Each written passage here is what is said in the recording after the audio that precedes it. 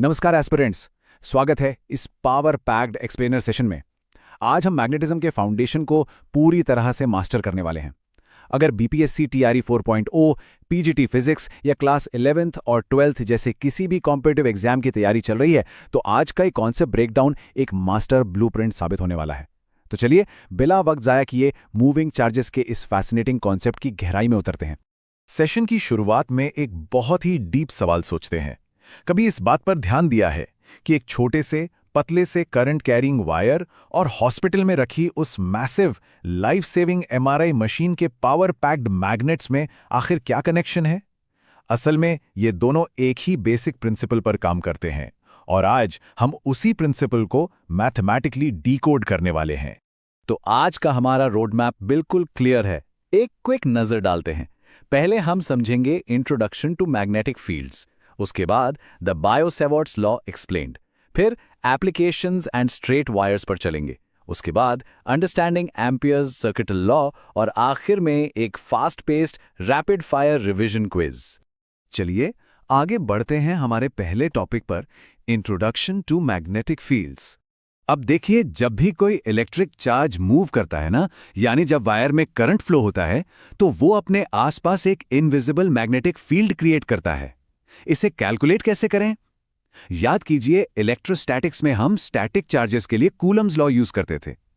ठीक वैसे ही मैग्नेटोस्टैटिक्स में मूविंग चार्जेस यानी करंट्स की वजह से बनने वाले मैग्नेटिक फील्ड को नापने के लिए हम बायोट-सवार्ट लॉ का इस्तेमाल करते हैं। कॉन्सेप्चुअली दोनों लॉज एक जैसे ही हैं, बस चार्ज के रेस्ट और मोशन का फर्क है। बढ़ते हैं हमारे दूसरे टॉपिक की तरफ, द बायो-सावर्ट लॉ एक्सप्लेन्ड। इस लॉ के मैथमेटिकल कोर को ध्यान से देखिए। इन्फिनेटेसिमल मैग्नेटिक फील्ड यानी डीबी डायरेक्टली प्रोपोर्शनल होता है करंट आई और उस छोटे से लेंथ वेक्टर डीएल के, और सबसे जरूरी बात, ये डिस्टेंस आर के स्क्वायर के इन्वर्सली प्रोपोर्शनल होता है। इसे इन्वर्स स्क्वायर लॉ भी कहते हैं। यहां म्यू नॉट फ्री स्पेस की परमिएबिलिटी को दर्शाता है। कंपेटिटिव एग्जाम्स के पर्सपेक्टिव से इस फॉर्मूला का वेक्टर फॉर्म याद रखना बहुत जरूरी है, जहां क्रॉस प्रोडक्ट मैग्नेटिक फील्ड की एग्जैक्ट डायरेक्शन को डिटरमाइन करता है। फॉर्मूला से थोड़ा ब्रेक लेते हैं। एक जोरदार पैटर्न इंटरप्ट। फिजिक्स सिर्फ ड्राई इक्वेशंस का नाम बिल्कुल नहीं है। क्या किसी को यह मालूम है कि 1804 में famous physicist John Baptiste Biot ने अर्थ की मैग्नेटिक फील्ड को मेजर करने के लिए कितना बड़ा रिस्क लिया था? वो एक हॉट एयर बलून में बैठकर बिना किसी ऑक्सीजन सपोर्ट के 4000 मीटर्स की ऊंचाई पर गए थे। उनका यही जुनून आज इस एडवांस्ड फिजिक्स की फाउंडेशन है। तो चलिए आगे चलते हैं सेक्शन 3 पर, applications and straight wires. Comparative exams में न्यूमेरिक्स जल्दी सॉल्व करने के लिए ये टेबल सच में एक ब्रह्मास्त्र है। ध्यान दीजिए, इन्फिनिट वायर के फॉर्मूले में डिनोमिनेटर में 2πr आता है। अगर वायर फाइनाइट है तो एंड्स के एंगल्स θ1 और θ2 को साइन फंक्शंस के साथ इंक्लूड करना पड़ता है। और सेमी इन्फाइनाइट के केस में फॉर्मूला इन्फाइनाइट फील्ड की ठीक आधी स्ट्रेंथ दिखाता है। ये सभी फॉर्मूलाज टिप्स पर होने चाहिए। फॉर्मूलाज तो क्लियर हो गए, पर इनकी डायरेक्शन का क्या? उसके लिए हमें यूज करना है राइट हैंड थंब रूल। बहुत ही सिंपल स्टेप्स हैं। इमेजिन कीजिए कि एक वायर राइट हैंड में पकड़ा हुआ है। अगर थंब को करंट फ्लो की डायरेक्शन में पॉइंट करें तो जिस दिशा में उंगलियां कर्ल होंगी वही direction concentric magnetic field lines की होगी। एग्जाम में डायरेक्शन की गलती से बचने का यह सबसे रिलायबल तरीका है। बायोट-सावर्ट लॉ सिर्फ नोटबुक्स तक सीमित नहीं है।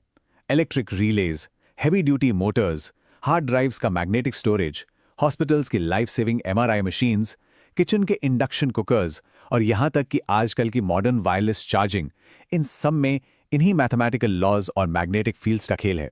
फिजिक्स सच में हमारी रियल वर्ल्ड टेक्नोलॉजी को ड्राइव कर रही है। अब बढ़ते हैं सेक्शन 4 की तरफ, understanding amperes circuital law. Biot-Savart law powerful तो है, पर कॉम्प्लेक्स सिचुएशंस में डेरिवेशन बहुत लंबी हो जाती हैं। इसलिए अब वक्त है एक ब्रिलियंट शॉर्टकट समझने का, जो है एम्पियर्स सर्किटल लॉ।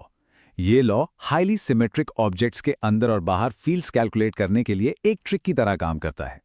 इसके अनुसार अगर किसी क्लोज लूप के अलोंग मैग्नेटिक फील्ड का लाइन इंटेग्रल लिया जाए तो वो उस लूप के अंदर से क्रॉस होने वाले टोटल करंट का म्यू नॉट टाइम्स होता है। सिंपली पट, ये गॉस लॉ का डायरेक्ट मैग्नेटिक काउंटरपार्ट है। इस लॉ का इस्तेमाल करके इनफाइनाइट वायर्स, सोलेनॉइड्स और टोरॉइड्स का फील्ड सेकंड्स में निकाल आता है। तो अब आते हैं हमारे आखिरी और सबसे एक्साइटिंग हिस्से पर, रैपिड फायर रिवीजन क्विज। अपने दिमाग की स्पीड बढ़ाइए। पहला सवाल, बायोट-सावर्ट लॉ, जो कि मैग्नेटिज्म का फाउंडेशन है, इलेक्ट्रोस्टैटिक्स के किस मशहूर लॉ के एनालॉगस है? याद कीजिए, सेशन की शुरुआत में ही इस कॉन्सेप्ट पर बात हुई थी। और सही जवाब है कूलम्स लॉ। ये दोनों ही लॉज इनवर्स स्क्वायर प्रिंसिपल को स्ट्रांगली फॉलो करते हैं। कॉन्सेप्ट बिल्कुल क्लियर है। चलिए दूसरा सवाल देखते हैं। एक ऐसी स्टैंडर्ड प्रॉब्लम जो एग्जाम्स की फेवरेट है। एक सर्कुलर लूप के सेंटर पर मैग्नेटिक फील्ड का क्या फॉर्मूला होता है? सही जवाब है B = μ0I divided by 2R। हमेशा याद रखना है कि इसमें डिनोमिनेटर में पाई नहीं होता, जो इसे स्ट्रेट वायर के फॉर्मूला से अलग बनाता है।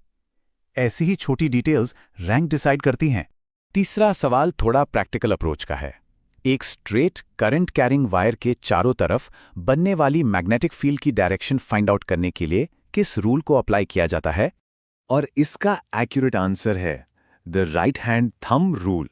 राइट हैंड का थंब करंट की दिशा में और कर्ल्ड फिंगर्स मैग्नेटिक फील्ड की दिशा में। बहुत बढ़िया। क्वेश्चन 4 डायरेक्टली उस टेबल से है जिसे हमने देखा था। उस इन्फिनिट स्ट्रेट वायर का डायरेक्ट फॉर्मूला क्या है जिसे एम्पियर्स लॉ और बायोट-सावर्ट लॉ दोनों से इजीली डिराइव किया जा सकता है? सही जवाब B = μ0I divided by 2πr। जैसे जैसे डिस्टेंस r बढ़ेगा, फील्ड स्ट्रेंथ वैसे वैसे वीक होती जाएगी। ये एक परफेक्ट इन्वर्स रिलेशन का एग्जाम्पल है। और अब आखिरी सवाल, एक क्विक फन ट्रिविया चेक। 1904 में किस डेयरिंग फिजिसिस्ट ने अर्थ की मैग्नेटिक फील्ड्स को नापने के लिए एक dangerous hot air balloon ride ली थी? आंसर है the great Jean Baptiste Biot. उनके इस जुनून ने ही फिजिक्स को आगे बढ़ाया। अगर इस एक्सप्लेनर सेशन से डीप इंसाइट्स मिले हैं तो ऐसे ही टॉप टियर एजुकेशनल कंटेंट के लिए SR Academy 2.0 को तुरंत लाइक, शेयर और सब्सक्राइब जरूर कीजिए। जाते जाते सभी के लिए एक सवाल छोड़कर जा रहा हूं। अगर एक इनफाइनाइट वायर को टाइटली मोड़कर सर्कल बना दिया जाए तो क्या उसके सेंटर पर एम्पियर्स लॉ ठीक से अप्लाई हो पाएगा या फिर हमें वापस बायो-सावर्ट लॉ की तरफ आना पड़ेगा? सोचिए और इस कॉन्सेप्ट को ढूंढने की कोशिश कीजिए। Keep learning, keep pushing forward और मिलते हैं अगले सेशन में।